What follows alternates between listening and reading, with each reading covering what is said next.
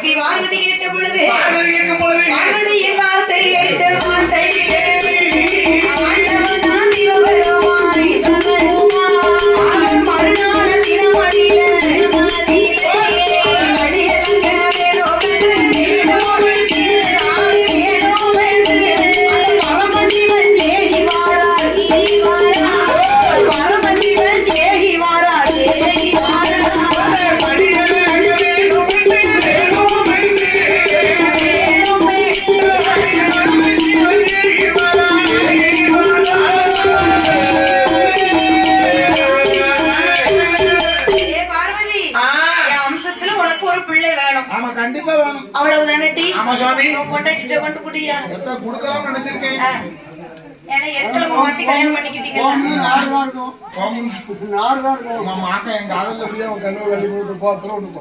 சம்சாரத்துக்கு ஆசாசை எடுத்தா பார்வதியின் வார்த்தை கேட்ட பகவான்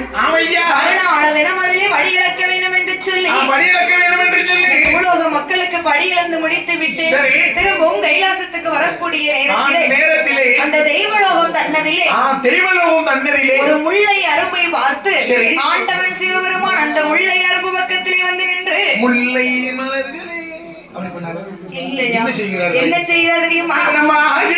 ஐந்தெழுத்து மந்திரத்தை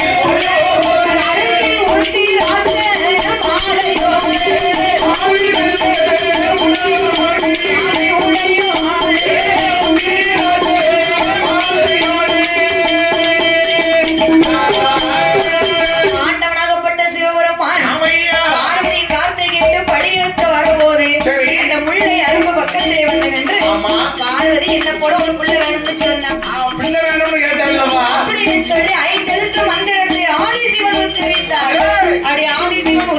போது இருந்து ஒரு